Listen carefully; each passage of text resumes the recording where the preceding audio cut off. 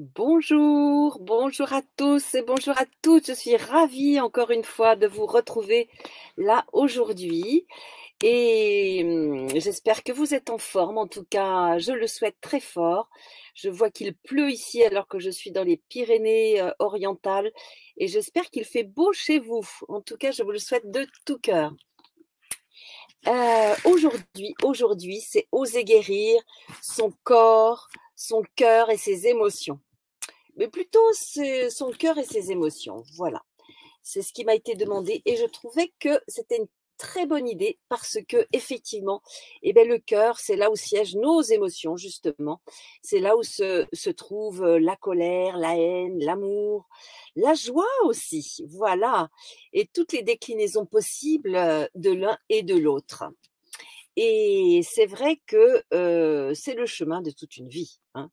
C'est le chemin de toute une vie parce que nous arrivons sur cette terre de troisième dimension et nous sommes assaillis forcément d'émotions à un moment plus ou moins rapide. Puisqu'effectivement, dans cette vie, hein, dans cette vie 3D, eh bien, il y a beaucoup d'événements plus ou moins hein, faciles à vivre. Déjà la naissance, on sait que c'est pas toujours simple, même si elle se passe bien, beh, souvent, bon, il y a des attentes, il y a des douleurs, il y a cette peur d'apparaître du bébé, mais il y a aussi cette peur de disparaître et donc c'est vrai que déjà, il peut y avoir beaucoup d'émotions et les parents aussi, bon, peuvent être préoccupés, pas complètement présents après. Il peut y avoir des problèmes d'organisation, de travail, financier. Et le petit bébé que nous sommes, bah, il a pas forcément toute l'attention, tout l'amour dont il a besoin et son cœur commence déjà à se resserrer et à souffrir. Et voilà, ça c'est l'histoire de notre troisième dimension. Je dis pas que c'est ça pour tout le monde, mais en accompagnant les personnes depuis plus de 25 ans, je me rends compte que rares, mais très rares, sont les personnes qui me disent vraiment tout a été parfait pour moi. Et parce qu'un enfant, il a besoin d'être entouré, reconnu, nourri, accompagné, aimé et c'est vrai que papa, maman ou l'entourage ne sont pas toujours disponibles pour ça et ça crée des émotions et ça crée un petit cœur qui souffre et au lieu d'être dans la paix, dans l'amour, dans la joie, eh bien, c'est de la tristesse, c'est de la colère, c'est de la haine parfois. Oui, je l'ai vu rarement, mais je l'ai vu aussi. Et ça, bah, c'est vrai que notre petit cœur souffre fort. Et dites-moi si vous, vous êtes bien sûr avec ce type d'émotion ou bien d'autres, parce que bah oui, nous allons voir comment faire après. Et en fin de vidéo, je vous proposerai une belle méditation, visualisation créatrice pour que justement vous puissiez guérir vos émotions et votre petit cœur qui va devenir un grand cœur ouvert, ouvert à la vie et à la joie et à l'amour. Voilà, le décor est planté là maintenant. Alors, je suis en train de tourner ma tête de l'un et de l'autre parce que je suis sur StreamYard tout en étant sur Instagram. Donc, j'ai l'ordinateur et j'ai aussi le téléphone. Donc, je regarde les deux caméras. Veuillez m'excuser pour l'instant. Je suis avec cette organisation-là. Si je trouve mieux la prochaine fois, eh bien, je ferai différemment. J'ai déjà une petite idée, tiens. Voilà. Donc, merci d'être patient et d'être dans l'acceptation de ce que je vous propose. L'important, c'est ce qu'on va pouvoir se dire, évidemment. Donc, pour ma part, je vais vous raconter quand même un petit peu, hein, parce que je vais pas me mettre en dehors de tout le monde. Il faut savoir que si je suis devenue psychothérapeute il y a 25 ans, c'est pas par hasard, c'est parce qu'effectivement, bah, dans ma vie, j'ai aussi été submergée par des émotions que je n'ai pas su au départ comment traiter. Ben oui, comme tout le monde, j'étais un petit peu perdue avec tout ça et je ne savais pas quoi en faire.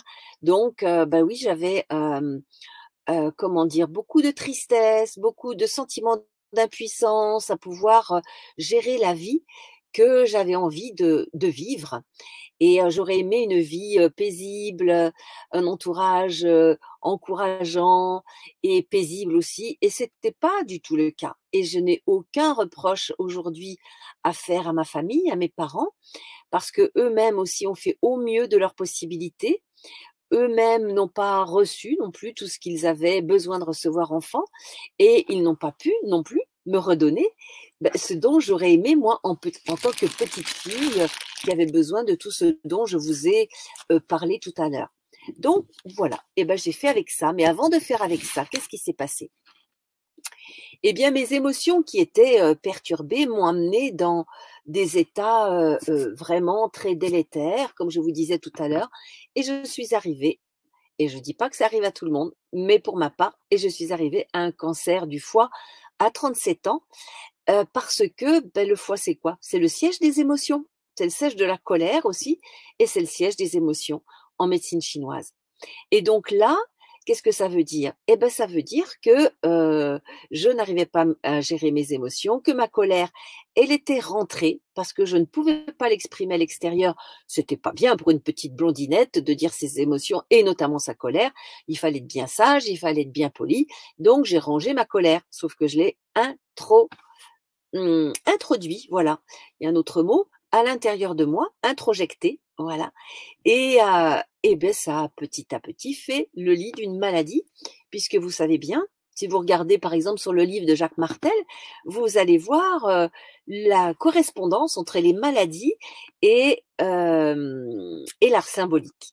Et en tout cas, en ce qui concerne le foie, c'est un exemple, c'était pour le mien, eh bien, la foi, la confiance, le manque de confiance et les 5 F, faim, froid, fric, famille et foi, FOI. Tout ça, eh ben oui, je l'avais dans mon histoire. Et toutes ces émotions étaient là. Et ça m'a permis, je dis merci à cette maladie, et je vous encourage aussi à dire merci à vos désagréments physiques et à vos émotions, parce qu'ils sont là pour vous montrer qu'il y a quelque chose qui ne va pas et pour aller en faire quelque chose. Donc, merci déjà, beaucoup de gratitude à, à ces maladies, à ces désagréments, même la timidité exacerbée. J'accompagne des personnes qui me disent combien elles sont extrêmement timides et elles se culpabilisent de cela. Et donc, ces émotions sont pas très agréables, beaucoup de culpabilité, de tristesse et de peur. Eh bien oui, accueillons ça comme comment je dirais, un clignotant qui va dire, ah, il y a quelque chose à faire. Et on va faire, évidemment. Avant de faire, je voulais vous dire, et encore une fois, hein, n'hésitez pas à mettre des petits mots dans le chat. J'allais vous dire que les neurosciences nous parlent de cet impact des émotions sur notre corps depuis déjà des années, voire des dizaines d'années. Et je vais vous donner un exemple très drôle ou très triste d'ailleurs, l'un comme l'autre. C'est que si quelqu'un regarde un film triste et que l'on fait une prise de sang, qu'est-ce qui se passe? Eh bien, on se rend compte que les T4, T8 qui nous parlent du système immunitaire, eh bien, les T4, T8 vont chuter et vont nous montrer que le système immunitaire s'est fragilisé avec un film triste. Et de la même manière, quand la personne a regardé un film drôle, eh bien, les T4, T8 du système immunitaire remontent. Donc, on voit bien que selon ce que nous regardons, selon ce que nous entretenons comme pensée, selon ce que nous entretenons autour de nous, eh bien, nous allons être plutôt dans un état qui va nous permettre de remonter notre système immunitaire, donc d'être en meilleure forme physique, émotionnelle et physique, ou l'inverse. Alors ça, c'est vrai que c'est quelque chose qui est vraiment à prendre en compte parce que si nous n'y prenons pas garde, nous allons être, je dirais, mangés par nos émotions, absorbés par nos émotions, notre cœur tellement touché que nous n'irons pas bien, non seulement dans notre corps, mais aussi au niveau de notre vie, de nos relations. Donc il ne tient qu'à nous d'observer ça et de faire quelque chose, et nous allons l'aborder bien évidemment. Mais avant de l'aborder, je voudrais quand même vous faire un petit exercice qui va vous permettre de voir combien nos pensées influent sur nos émotions et surtout sur notre corps. Alors, je vais vous proposer d'imaginer dans votre bouche un quartier de citron. imaginez ce quartier de citron qui est en train de s'écouler avec son jus dans votre bouche, le zeste également. Voilà, ce quartier de citron est là et vous voyez, voilà, déjà, je suis en train de saliver. Eh bien, ce quartier de citron s'écrase et vous sentez bien le jus, le zeste, la peau, etc. Voyez ce qui se passe pour vous aussi dans votre bouche. Eh bien, j'imagine que, comme moi, vous allez saliver. Ça va vous donner une impression d'acidité. Et qu'est-ce qui s'est passé? Et c'est ça qui est très, très drôle, parce que qu'est-ce qui s'est passé? Rien de plus qu'une image, qu'un mot, une injonction que je vous ai faite, sans qu'il y ait quelque chose de vrai. Et il n'y a pas de quartier de citron. Qu'est-ce que ça vient nous dire, ça? Eh bien, ça vient nous dire tout simplement que nos pensées, nos images, nos scénarios intérieurs influent sur nos émotions, influent sur notre corps et sur notre vie. Waouh! Ce petit outil, il est fabuleux parce que vous allez vous rendre compte que vous pouvez le meilleur pour vous-même ou le pire. Alors, que choisissez-vous? Que choisissez-vous, le meilleur ou le pire pour votre vie? Allez, un petit moment pour réfléchir ou pour sentir le meilleur ou le pire? Ouais, j'entends que vous voulez le meilleur. Je l'entends, ça, que vous voulez le meilleur pour vous. Alors, dans ce cas, ben, nous allons expérimenter pour, utiliser, voilà, des outils qui permettent de vivre le meilleur. Donc, une chose déjà toute simple pour gérer ses émotions et apaiser son cœur. Toute simple. Là, ça ne demande aucun outil, aucune formation, aucun travail compliqué sur soi. La respiration. Est-ce que vous respirez tranquillement, profondément et amplement de ce style-là? Par le nez, comme si vous respiriez avec une paille, hein? Donc comme ça.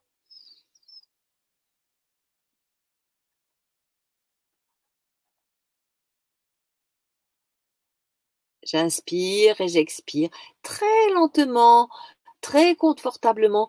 Je ne force pas, je fais pas. Pas du tout. Ça va activer le feu. On peut l'utiliser à certains moments, dans certaines techniques, pour activer le feu. Mais là, au contraire, il s'agit d'apaiser, de tranquilliser le cœur et l'émotionnel. Donc c'est une respiration ample, légère, limpide, extrêmement lente, la plus lente possible avec le nez parce que ça va apaiser, alors que l'autre avec la bouche va dynamiser. Et donc voilà, déjà la respiration. Quoi que vous fassiez, quoi que tu fasses, quand tu sens que tu es stressé ou même sans attendre d'être stressé, parce que l'important c'est de pouvoir le faire au quotidien, régulièrement, en faisant sa vaisselle. Tout le monde fait sa vaisselle, hein, à part vraiment quelques personnes, mais je crois que tout le monde fait sa vaisselle en passant son aspirateur, en s'occupant de ses enfants, en écrivant sur son ordinateur. Quoi que vous fassiez, une petite respiration ample, légère, limpide et fluide, comme nous la ferons tout à l'heure pour la méditation d'ailleurs. Et ça va apaiser le mental déjà, parce que le mental va être, comment dire, oxygéné. Et pendant qu'on focalise notre attention sur cette respiration, ben nous pouvons beaucoup moins penser à des choses qui sont stressantes, qui nous prennent notre tête, comme on dit, ça me prend la tête. Hein, c'est pas par hasard si on dit ça se prend la tête, parce qu'effectivement la tête est complètement squattée et là il n'y a plus moyen d'être tranquille. Donc cette respiration, déjà, c'est énorme. Dites-moi si effectivement vous respirez et si c'est tranquille pour vous de respirer comme ça. Qu'est-ce que ça vous amène? Voilà, dites-moi. Et puis, on peut y ajouter des petites choses. Ce sont ce que j'appelle les petites phrases choc. Ces petites phrases toutes faites que vous avez dans votre boîte à outils, comme tout va bien, je vais bien. Quoi qu'il se passe, quoi qu'il se passe, même si on est en prison. Et d'ailleurs, il y a McGovern, comment il s'appelle son prénom? McGovern, qui a été dans les couloirs de la mort pendant des années, et il est encore en prison. Là, pendant les couloirs de la mort où il devait être exécuté, mais il est en prison et il écrit des choses fabuleuses, pleines d'amour et de lumière. Et donc pour lui, tout va bien. Il a cette philosophie de vie qui fait que même en prison, tout va bien, je vais bien.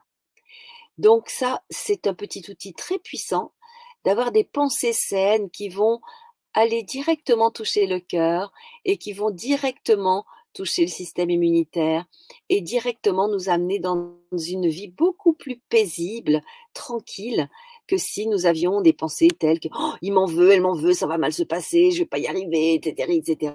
Voyez un peu le genre? On est tous capables de faire ça, hein. Il n'y a pas de souci. Donc, ces petites pensées saines, il y en a d'autres, hein. Moi, j'ai bien aimé quand j'étais malade, force santé, force santé. Cette petite phrase, ces deux mots tout simples que je répétais de manière à l'infini. Eh bien, je les sentais vraiment s'installer dans tout mon corps et ça me faisait comme de l'électricité tellement ça devait vraiment toucher mes cellules. Et c'est vrai que c'est peut-être ça, entre autres, hein, qui m'a permis d'aller à cette guérison spontanée, cette guérison miraculeuse, diront certains.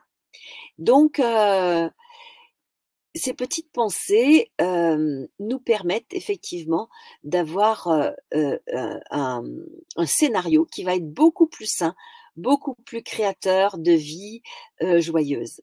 Donc, force santé, mais aussi je suis capable, même s'il y a des difficultés, ces difficultés m'apprennent. C'est un apprentissage qui est riche pour moi. Voilà, j'ose. Et ces petites phrases, j'ose, voilà, ça aussi j'ose. Mon site, c'est Oser être soi, c'est pas par hasard, hein. Oseretresoi.fr, c'est parce que ces petites phrases, et notamment j'ose et je passe à l'action, m'a permis de sortir de cet état où j'étais, alors on va pas dire prostrée, hein, faut pas exagérer, hein, mais à côté de ma vie et de mes actions saines pour moi-même, ok?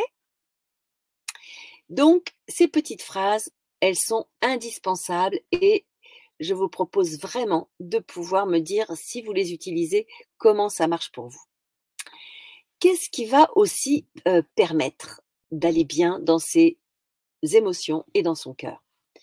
Eh bien, utiliser tout ce qui apaise. Qu'est-ce qui apaise? Qu'est-ce qui recentre? La musique, les livres, des films. Mais alors attention, attention. Quel choix de films, de livres et de musique. Pas une musique stressante, saccadée, qui va déstructurer, alors que la musique de Mozart ou des musiques douces, relaxantes, des musiques de la nature, vont permettre de retrouver son centrage, bien évidemment. Tout comme les livres, n'importe pas n'importe quel livre ou pas n'importe quel film. Si ce sont des films et des livres stressants, qui vont dans le sens d'émotions, qui vont tirer de la haine, de la violence, c'est clair que vous n'allez pas pouvoir retrouver cet état ressourçant pour le cœur, pas du tout. Donc, des livres, des films qui vont être ce que j'appelle évolutionnants, qui vont permettre de nous permettre une évolution dans notre être, qui vont nous apporter de la joie, du plaisir. C'est à nous de choisir. Et comme disaient les Chinois, tu es ce que tu regardes, tu es ce que tu manges, tu es ce que tu fais, je rajouterais. Donc choisissons vraiment ce qui va permettre d'être vraiment bien dans son corps, son cœur et ses émotions. Et puis après, il y a tout ce qu'on peut pratiquer avec son corps, évidemment. Donc, le sport, le yoga, l'art, avec la peinture, la sculpture et toutes les formes d'art possibles parce que ça va, dynamiser notre créativité, bien sûr. Et puis, la nature, ça, c'est un plus qui est extraordinaire. La nature est quelque chose qui va nous ramener à notre propre nature. Il suffit de s'allonger au sol, d'entourer un arbre, de poser des questions pendant qu'on est en train de marcher et la nature va nous redonner c'est pas l'arbre qui va clac, clac, clac nous parler, bien évidemment, pas avec cette voix-là, mais intérieurement en tout cas, nous allons entendre des messages, nous allons dénouer des pensées qui, on pourrait peut-être le croire, nous appartiennent, mais elles ont été soufflées par la nature. Et ça, c'est un cadeau extraordinaire qu'on peut se faire avec tellement de simplicité. Et si vous êtes dans une grande ville, pas de problème, il y a toujours un parc, il y a toujours un arbre. Donc, ne pas se dire: «Ah ben non, mais moi je peux pas, je suis pas près de la nature». C'est toujours possible de se rallier, de se relier, de se rapprocher d'un arbre, où que l'on soit. Et vous voyez, même McGovern, dans sa prison, avait la capacité de se retourner vers la nature aussi, vers la nature humaine qui était belle alors qu'il était emprisonné. Donc oui, on peut toujours se retourner vers ça. Et puis, il y a toujours aussi la capacité de faire un travail sur soi. Oui, un travail sur soi. Quand on a vécu des choses qui n'ont pas été dépassées et que notre émotionnel est perturbé, ben oui, il est possible de faire un travail sur soi et de déposer tout ce qui est douloureux dans notre vie. Donc, travail sur soi avec un psychothérapeute, hein, comme je le suis, mais aussi d'autres personnes qui vous sont conseillées par votre entourage et qui vont vous apporter le bien-être que vous pouvez retrouver. Alors, il y a des thérapeutes aussi avec des outils différents. C'est à vous de chercher ce qui vous convient et de démarrer, je dirais, ce décodage de qui l'on est. Parce que nous arrivons sur terre et que nous n'avons pas le mode d'emploi, nous ne savons pas décoder qui nous sommes. Donc, et puis il y a des petits outils que j'ai déjà donnés, mais que je peux redonner. Se dire quand on est en situation difficile, tout est l'inverse de ce qui paraît être. Rien n'est l'inverse de ce qui paraît être. Tout est l'inverse de ce qui paraît être et rien n'est l'inverse de ce qui paraît être. Ça permet vraiment de comment dire, de dédramatiser, de prendre du recul par rapport à ce qui est là et de pouvoir vraiment se sentir plus apaisé, plus tranquille, au lieu de se prendre la tête, comme je disais tout à l'heure, avec des pensées qui sont dramatisantes. Et puis nous pouvons, et ça c'est magique, retourner à l'envoyeur ce qui ne nous appartient pas. Si nous sommes dans une situation compliquée avec une personne ou avec nous-mêmes et nous sommes vraiment en souffrance, oui, il me parle pas bien, oui, je suis à distance, oui, j'ai mal au cœur, je n'ose pas passer à l'action, eh bien, on peut dire retour à l'envoyeur, et je dis bien avec conscience attachée. Parce qu'on a conscience que quand on formule cette demande-là, eh bien, on demande à la conscience qui fait que tout est bien dans la vie, quoi qu'on en pense, tout est bien. Eh bien, nous demandons à la conscience de faire ce travail de transmutation, de transformation. Retour à l'envoyeur avec conscience attachée. Voilà. Et puis il y a toujours ce fameux point de vue intéressant pour relativiser aussi. Si quelqu'un vous dit quelque chose qui est vraiment pas agréable, ou vous n'êtes pas d'accord, et au lieu de monter au créneau et d'essayer d'avoir raison, eh bien, point de vue intéressant que ce point de vue. On va pas passer du temps à discuter pendant des heures et des heures. Bien sûr qu'on peut discuter un peu pour dire son point de vue, bien évidemment, mais on ne s'y accroche pas, ok? On ne s'y accroche pas, et la manière de ne pas s'y accrocher, c'est de dire point de vue intéressant, que ce point de vue. Voilà ce que je peux vous apporter aujourd'hui avant de faire cette visualisation, méditation pour retrouver eh bien sa paix intérieure, son calme intérieur, ses émotions apaisées, guérir ses émotions et guérir son cœur. Donc, je vais vous proposer une petite méditation toute jolie pour pouvoir retrouver la paix. Donc, comme à chaque fois, je vais le faire rapidement cette fois-ci parce que maintenant vous savez bien faire. Vous allez fermer les yeux, bien vous installer à l'intérieur de vous, vous allez revenir après être bien installé sur votre fauteuil ou allongé sur le lit, ou même une chaise, pourquoi pas.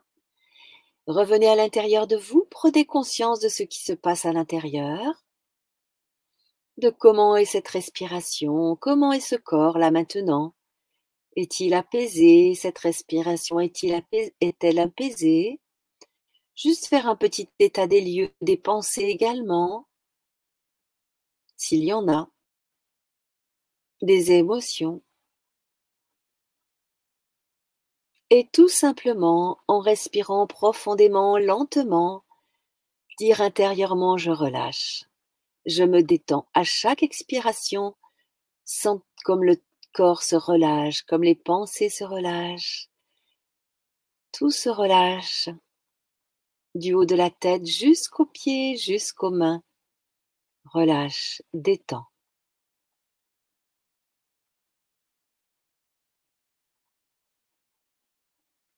Je laisse poser un petit moment pour que tu ressentes bien cet état de relâchement, tout en respirant profondément et lentement et confortablement.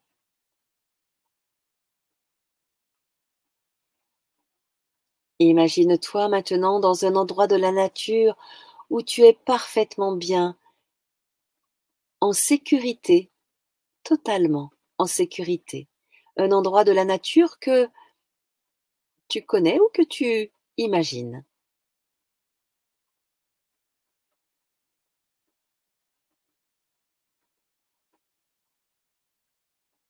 Et dans cet endroit de la nature,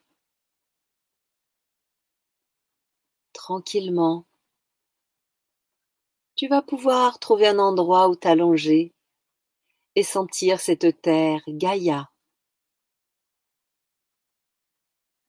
Sens cette terre qui te porte, qui est douce et solide à la fois, et de ce fait elle te transmet toute sa puissance, son cœur, qui rejoint ton cœur.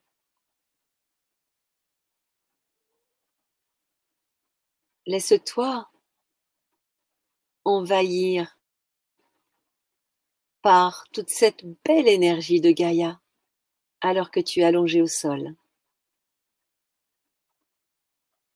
Cette belle énergie qui rejoint ton cœur, qui apaise tes émotions parce que tu sais que tu es aimé inconditionnellement par Gaïa. Et de ton cœur, cela se diffuse dans tout ton corps, dans chacune de tes cellules qui resplendissent de paix et de joie.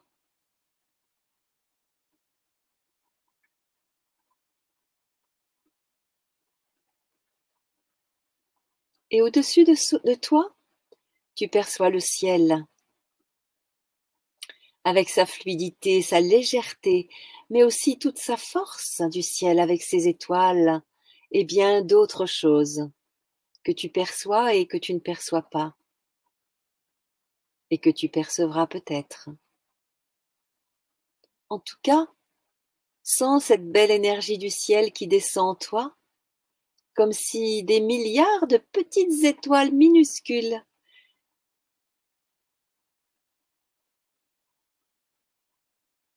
comme des pétillements de bulles de champagne descendaient jusqu'à toi, jusque dans ton corps. C'est très subtil et très puissant à la fois. Reçois-les dans ton cœur.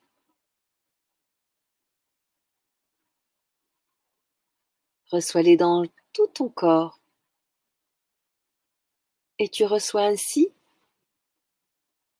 l'énergie de la terre, Gaïa, la mer, et l'énergie du ciel, du Père Ciel, l'énergie du masculin et du féminin en toi, dans ton corps, dans ton cœur, dans toutes tes cellules. Laisse diffuser cela, car cela rejoint déjà ton masculin et ton féminin intérieur. Et cela s'associe avec ton masculin et ton féminin intérieur. Gratitude. Gratitude infinie.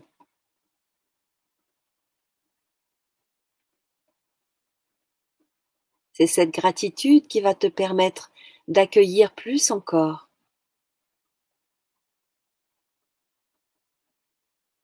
et d'entretenir cette énergie magnifique de guérison dans ton corps, dans ton cœur et dans tes émotions.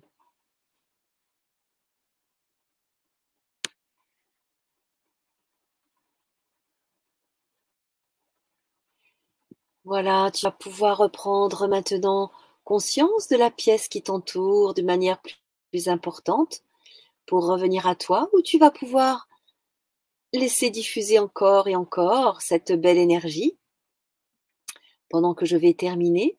En tout cas, n'hésite pas à liker, à mettre ton petit pouce, à partager, à mettre d'autres commentaires, à me souffler ce que tu aurais envie pour d'autres chroniques,